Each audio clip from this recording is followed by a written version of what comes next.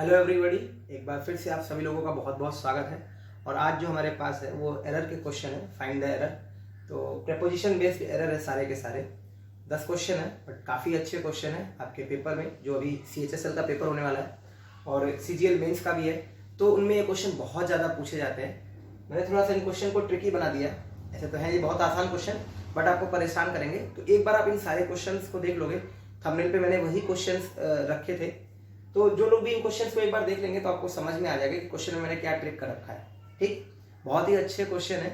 एक बार अपने आप से अगर सॉल्व किए हो तो कमेंट बॉक्स में कर दो आंसर। बाकी अब देखते हैं कि क्वेश्चन करके। पहला क्वेश्चन है हमारे पास, they have endowed 3 institutes to do research for industries. ठीक है। और दूसरा क्वेश्चन है, ये दो क्वेश्चन एक साथ इसलिए पढ़ रहा हूँ क्योंकि वो दोनों ही क्वेश्चन एक ही तरह से। She was endowed with intelligence and wit. अपने आंसर कमेंट कर देना, बाकी मैं एक्सप्लेन कर रहा हूँ कि ये जो दोनों ही क्वेश्चन है, दे हैव इंडोर्ड, उन्होंने इंडो किया है, प्रदान किया है 3 institutes to do research for industry.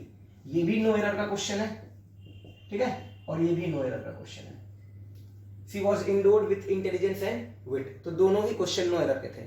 अब समझना क्यों इंडो के साथ एक बार मैंने विथ लगाया और एक बार इंडो को मैंने ट्रांजिटिवली यूज किया। देखो, इंडो का मतलब होता है प्रदान करना, गिफ्ट करना, स्पेशली पैसा है, कोई हेल्प कर रहे हो ऑर्गेनाइजेशन या इंस्टीट्यूट की, तो वहां पे इंडो का मतलब हो जाएगा प्रदान करना, देना, और वो ट्रांजिटिवली यूज किया जाएगा, जैसे दे हैव इंडोर्ड 3 इंस्टीट्यूट्स। ठीक है।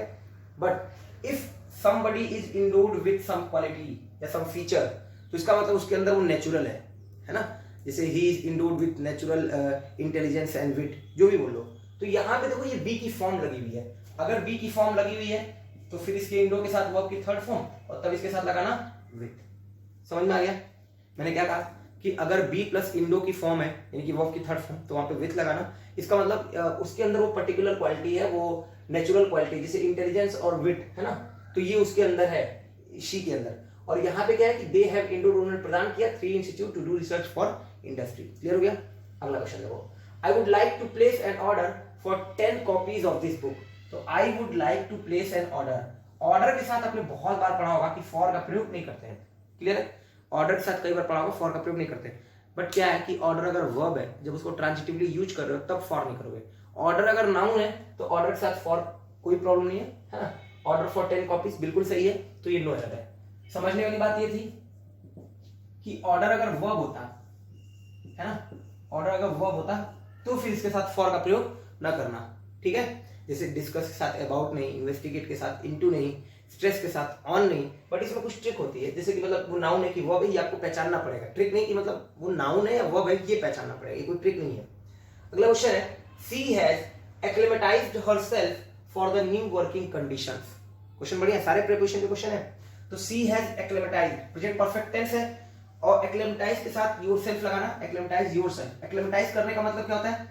तो एक्लेमेटाइज करने का मतलब अपने आप को उस परिस्थिति के अनुसार ले आना, उस परिस्थिति के अनुसार ढालना। एक्लेमेटाइज, क्लाइमेट करना, तो एक्लेमेटाइज करना। She has acclimatized herself for the new working condition. तो कभी भी आप अपने आप को जिस कंडीशन के हिसाब से करोगे तो टू दैट कंडीशन, एक्लेमेटाइज के साथ जो प्रीपोजिशन यूज करना वो कभी फॉर मत करना, वो हो पाएगा टू। तो acclimatized herself to the new working conditions. अगला क्वेश्चन है, why should you deprive yourself from such pleasures. ठीक है ना, तुम अपने आप को ऐसे आनंदों से क्यों वंचित कर रहे हो, मतलब क्यों करना चाहिए तुम्हें। Why should you deprive yourself from such pleasures, इन सब आनंदों से तुम्हें क्यों वंचित करना चाहिए।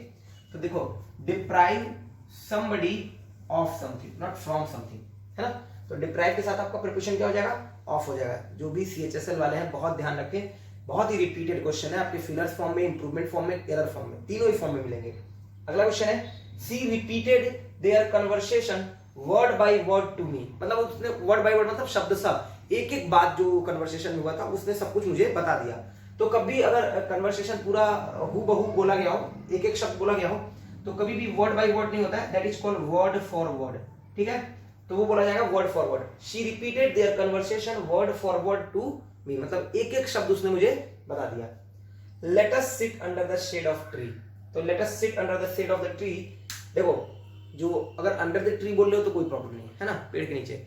लेकिन under the shade of the tree, यहाँ पे क्या है, शेड जो है ना वो एक एरिया है जो प्रोटेक्ट करता है, कवर करता है। ठीक है, तो उस एरिया में जब जाओगे तो एरिया के अंदर के लिए आप यूज करोगे preposition in.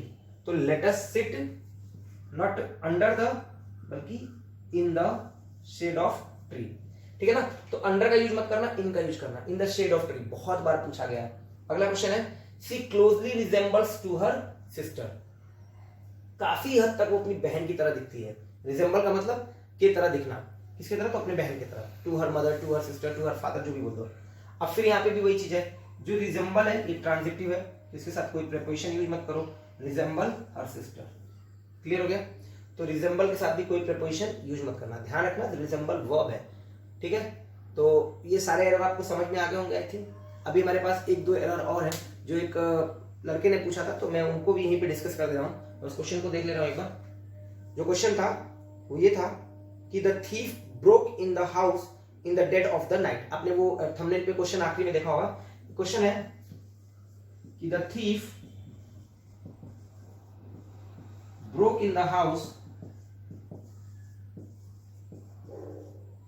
broke in the house in the dead of the night, in the dead of the night। और दूसरा क्वेश्चन है it is difficult to let go of bad memories, it is difficult to let go of bad memories। ठीक है, चलो अब देखो इन दो questions को देखो एक बार। पहला क्वेश्चन है कि the thief broke in the house in the dead of the night. अब क्या दिक्कत हो गई इस क्वेश्चन में? क्वेश्चन में दिक्कत ये है कि ये जो फ्रेज लिखा हुआ ना इन the dead of the night, इसको समझो। सही फ्रेज होता है इन द डेड ऑफ नाइट, जो सही फ्रेज है वो है इन द डेड ऑफ नाइट। ठीक है, और यहां क्या लिखा हुआ है इन the dead of the night, तो ये नाइट के पहले द का प्रयोग मत करना। एक तो ये प्रॉब्लम हो गई, सही फ्रेज है इन द डेड ऑफ नाइट। अच्छा, हम जो फॉलो करते हैं वो ब्रिटिश इंग्लिश को फॉलो करते हैं। ब्रिटिश इंग्लिश में होता है एट डेड ऑफ नाइट, तो चाहो तो यहां पे लिख सकते हो at dead of night, in the dead of night की जगह पे एट डेड ऑफ नाइट। दूसरी बात, थीफ है, चोरी करने के लिए घर में घुस रहा है, तो फिर वो ब्रेक इन नहीं होता है। ब्रेक इन का मतलब होता है इंटरप्ट करना, कन्वर्सेशन में बाधा डालना। ब्रेक इनटू होता है, तो यहाँ पे जो सही मायने होना चाहिए था वो होना चाहिए था ब्रेक इनटू। तो मैंने दो चीजें बताई यहाँ पे, एक तो ब्रेक इन जो है वो फ्रेजल वर्ब गलत था, यहाँ पे ब्रेक इनटू होना चाहिए। चोरी में करने के लिए जब घर में कोई घुसता है, फोर्स करके घुसता है, तो वहां पे फिर ब्रेक इनटू यूज करना।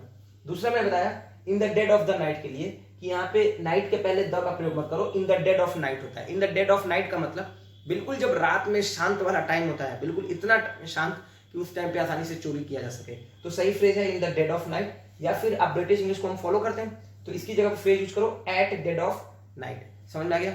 दूसरा क्वेश्चन देखो, it is difficult to let go of bad memories. No error था ये क्वेश्चन, है ना?